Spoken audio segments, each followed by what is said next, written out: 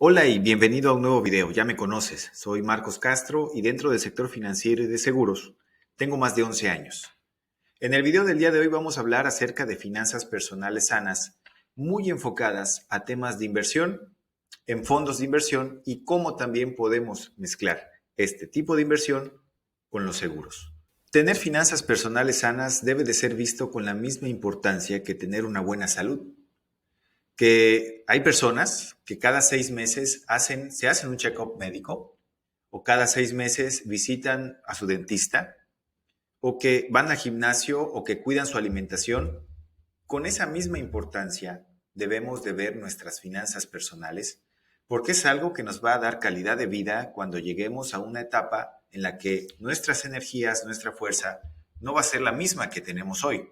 Más aún, si estás en esa etapa entre los 50 y 60 años viendo este video, debes de tomar acción de manera urgente para que cuando llegues a una edad, que puede ser a los 65, puede ser a los 70, y ya no tengas esta misma salud y fuerzas que hoy tienes, bueno, tengas salud financiera que te permita seguir con la misma calidad de vida. Muchas veces, y en México, te hablo de México, son decisiones que se postergan porque se vive en una inestabilidad económica constante. Las gentes o las personas, mejor dicho, ponen muchos pretextos al momento de iniciar o de contratar algún tipo de plan y lo postergan porque, ojo, y te lo digo como psicoterapeuta, el tomar una decisión financiera para un instrumento de largo plazo, que hoy vamos a hablar de varios de estos, pero este instrumento de largo plazo es una decisión aburrida, es una decisión que no genera ningún tipo de placer inmediato. Y nosotros, los seres humanos, aprenderás el estado actual del ahorro e inversión en México para que veas que no eres el único que no ha tomado acción. Somos un país tercermundista, hay que decirlo con todas sus letras, que estamos buscando mejorar cada quien con sus propios recursos, con sus propios medios. Pero no podemos perder de vista que hay un mensaje social macro a nivel país, a nivel Latinoamérica, de que culturalmente hablando no tenemos cultura financiera, comparándonos con países primermundistas. Aunque también estadísticamente hablando, las personas en otros países que se dicen primermundistas no tienen tanta cultura financiera como nosotros pudiéramos creer. Sin embargo, sus condiciones de vida son mejores que las de nosotros porque simplemente los recursos se dispersan de una mejor manera. Entonces, quitándonos estas justificaciones sociales, quitándonos o haciendo a un lado cualquier tema en el cual no tomamos una decisión financiera inteligente, como por ejemplo, mis ingresos no son estables, como tengo hijos pequeños. El panorama actual, el 52% de adultos tiene algún tipo de ahorro. Y esto lo debemos de saber porque si hablamos de que somos más de 80 millones de personas en México, adultos, estamos diciendo que hay más de 38 millones de personas, más o menos, que no tienen ningún ahorro, o que ahorran en la tanda, o que ahorran bajo el colchón, y que le tienen miedo todavía al sistema financiero que hoy por hoy regula a todas las instituciones financieras de nuestro país. Pero estas mismas personas que ahorran en tandas son las mismas personas que caen en inversiones fraudulentas, como una criptomoneda que va a crecer un 700% en un mes, y ahí sí invierten sus ahorros. O el típico esquema piramidal en el que inviertes hoy 5,000 pesos, te devuelven 20,000 y así sucesivamente. Y cuando te das cuenta, ya se perdió todo tu dinero, pero lo puedes recuperar si invitas a otras personas y te empiezas a dar cuenta de este tipo de fraude. Y estas mismas empresas que existen en México, desafortunadamente, periódicamente lo único que hacen es cambiar de nombre comercial y de razón social, pero los dueños normalmente son los mismos. Y te puedo hablar de casos precisos de fraudes que han ocurrido de estos esquemas piramidales. También existe una baja inversión formal en los hogares. Y con hogar me refiero a aquellas personas que son padres de familia o que están al frente de su casa. Y desafortunadamente, la alfabetización financiera en nuestro país todavía es muy baja.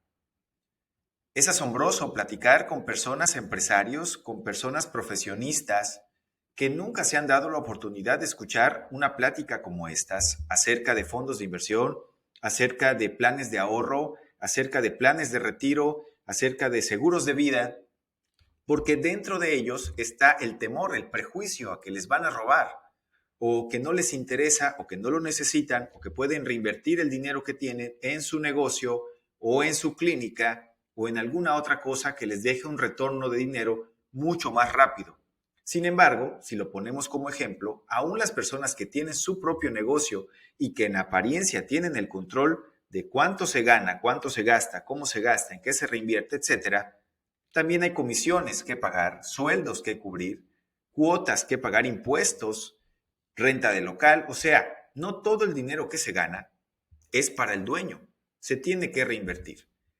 Esto lo trasladamos a un fondo de inversión y es la misma dinámica. ¿Cuál es la diferencia? Que cuando tú inviertes parte de tu dinero, que también vamos a hablar de eso, cuando tú inviertes parte de tu dinero en un instrumento regulado, transfieres el riesgo. Ya no eres tú quien va a administrar el dinero.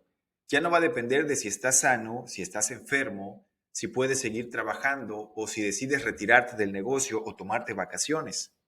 Porque debemos de entender el concepto de autoempleado. Un autoempleado es aquel dueño de negocio, pero que si no está en el negocio, este no sigue girando.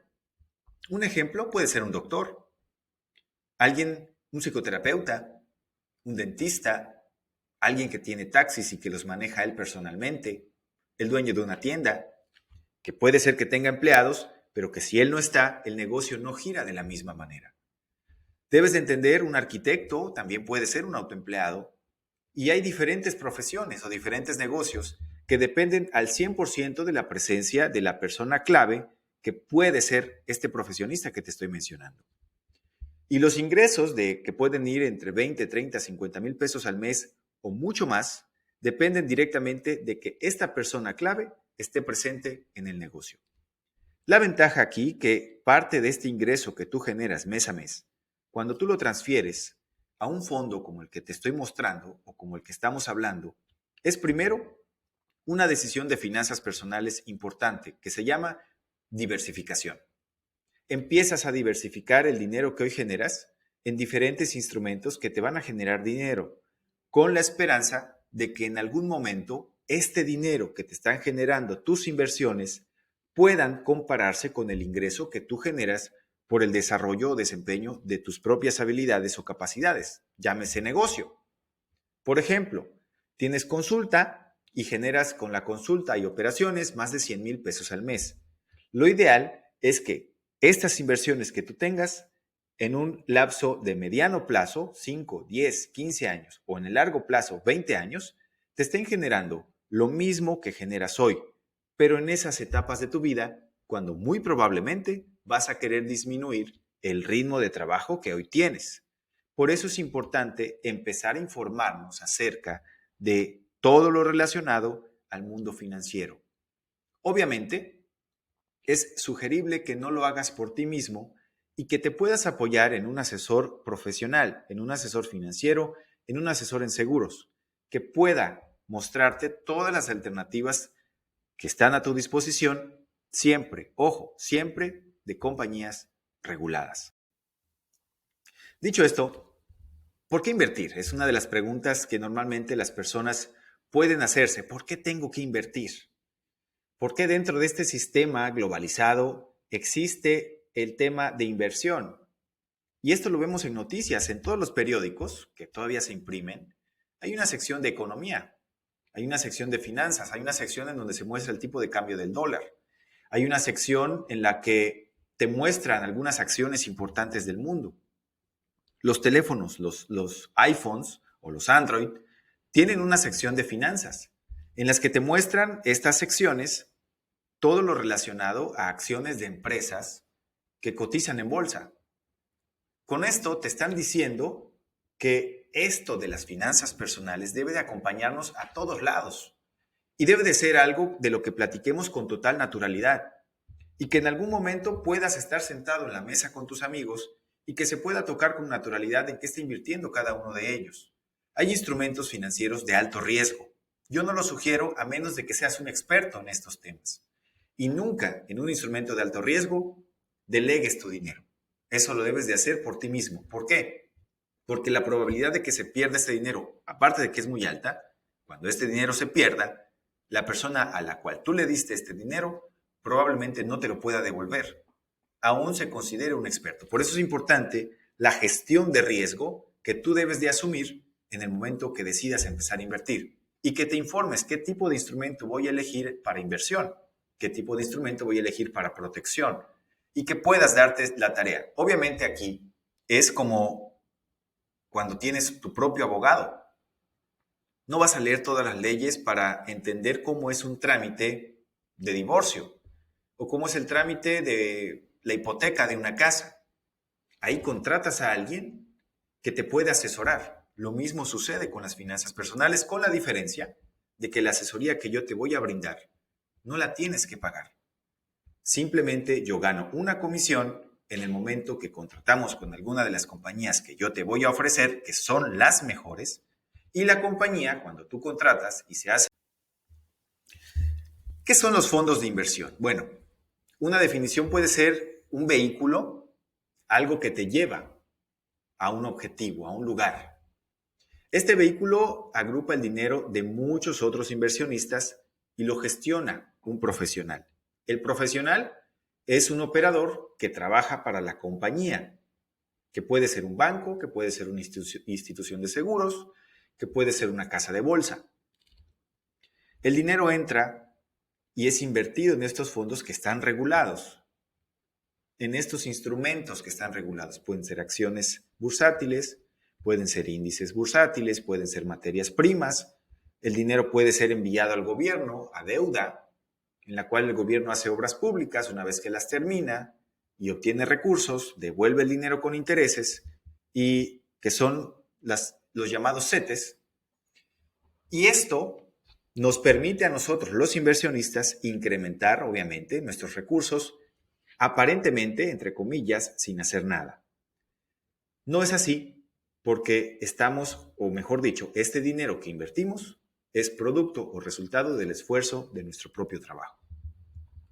Entre los beneficios está la diversificación, lo que te decía hace un momento, transfieres el riesgo de que ya no solamente tienes una sola fuente de ingresos, ya empiezas a tener varias fuentes de ingresos que te van a permitir cómodamente, te van a permitir vivir cómodamente. Entre los beneficios también tienes acceso a tu inversión, ver en qué se está invirtiendo, cómo se está invirtiendo, hablar con tu asesor para que éste te ayude a diversificar todavía más dentro de tu fondo el dinero. Y están regulados por la Secretaría de Hacienda. El asesor debe de estar regulado por alguna institución como la Comisión Nacional de Seguros y Fianzas. Y todo esto nos permite operar en nuestro país y ofrecer estos servicios financieros a cualquier mexicano que viva en México o en el extranjero.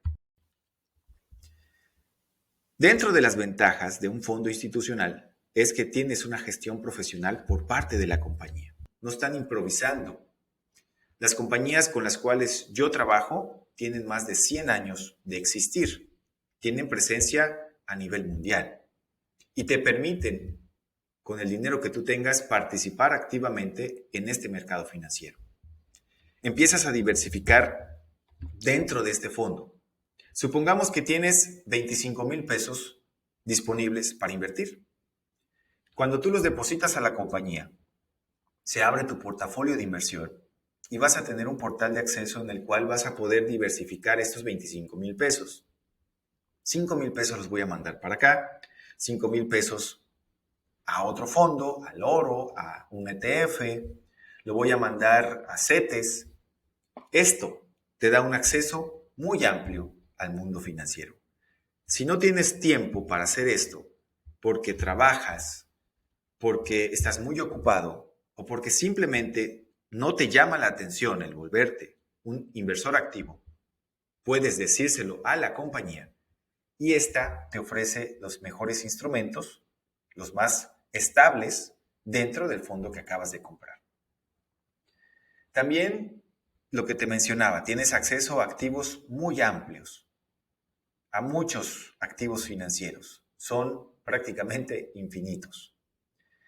Y la regulación, de lo más importante. Yo hago mucho énfasis en esto porque en los últimos años en México y en el mundo en general, siempre surgen nuevas ideas de hacerte millonario rápidamente. Ojalá fuera así de fácil. Los riesgos. Bueno, entre las preguntas que normalmente puedes tener y que podrían surgir durante esta asesoría está el riesgo. Oye, ¿cuál es el riesgo que yo estoy corriendo al momento de invertir? Bueno, vamos por partes. La política de inversión. La política de inversión se refiere a dónde la compañía aseguradora va a invertir tu dinero, plazos de inversión, 1 año, 3 años, 5 años, 10 años, 20 años, montos mínimos de aportación, comisiones que te puede cobrar o comisiones que te puede cobrar por retiro o por administración de la cuenta. Todo esto son las políticas de la compañía. Normalmente, cuando hablamos de una compañía, hablamos de instituciones reguladas, como te lo he mencionado, que te cobran una comisión por el manejo de la cuenta. Y todo viene en el contrato. Sin embargo, cuando tú superas ciertos montos de inversión, esta comisión se anula. Y hablamos de una inversión más o menos de 20,000 pesos. 20,000 pesos anuales. Y esto te permite a ti ahorrarte el cobro de la comisión por el manejo de cuenta. Además, te da acceso, obviamente, a mejores activos financieros en donde invertir. Si tú eres un inversionista o quieres ser un inversionista y quieres empezar con 1,000 pesos, bueno, no tengas la esperanza de que te vas a hacer millonario con estos 1,000 pesos. Es simplemente para que empieces a involucrarte poco a poco dentro del mundo financiero y empieces a participar de una manera activa. Lo importante aquí es que desarrolles la habilidad de ser responsable, la habilidad de que seas alguien que entiende cómo funciona o que va a ir entendiendo cómo funciona este mundo bursátil o este mundo financiero o este mundo de seguros. Un ejemplo práctico, esto lo vemos en internet muchísimo. El supuesto de que una persona invierte 2,000 pesos mexicanos al mes, a un 6% de tasa anual. El caso A inicia a los 25 años y obtiene un rendimiento de más de 2 millones de pesos o dinero por más de 2 millones de pesos. El caso B, una persona que inicia a los 35 años, que nos da 1,387,200 pesos. Esto a la edad de retiro, 65 años. Puedes hacer la cuenta. Lo importante aquí es que veas que en esta diferencia de 10 años existe una variación de dinero de 621,000 pesos. ¿A qué quiero llegar con esto? A que mientras empieces antes es mucho mejor. También en el momento que estamos en esta asesoría, debemos de elegir algún tipo de plan para el tipo de proyecto que tengas. ¿Qué objetivo tienes? Si es a corto plazo, debe de ser un fondo conservador que te dé una tasa de rendimientos al menos la inflación o un poco más. Porque no queremos arriesgar el dinero. Supongamos que de aquí a 3 años quieres remodelar la casa en la que vives hoy. Y ya hiciste el presupuesto con todo y la proyección del incremento del material. Y esto lo metemos a un fondo de bajo riesgo para que te garantices que ese dinero va a estar ahí en 3 años. Si lo metes a un fondo de un riesgo alto, posiblemente pierdas un gran capital o un gran porcentaje de ese dinero que inviertas. Balanceado debe ser a mediano plazo. Parte de tu dinero, supongamos 100,000 pesos, 50,000 pesos, podemos mandar 15,000 o 20,000 a un fondo de un riesgo moderado alto, otro porcentaje de dinero a un riesgo bajo, a un riesgo moderado, y vamos diversificando. Y esto nos permite que todo el dinero invertido se vaya comportando de una manera para que al final del plazo todo sume. No es invertir o poner todos los huevos en la misma canasta. El fondo del que te estoy hablando te va a permitir diversificar, obviamente en función del dinero que puedas invertir. Agresivo. Podría ser a largo plazo. De hecho, las Afores es lo que hacen. Mientras más joven eres, meten tu dinero a fondos de inversión más agresivos. ¿Por qué? Porque te pueden producir más rendimientos en el largo plazo.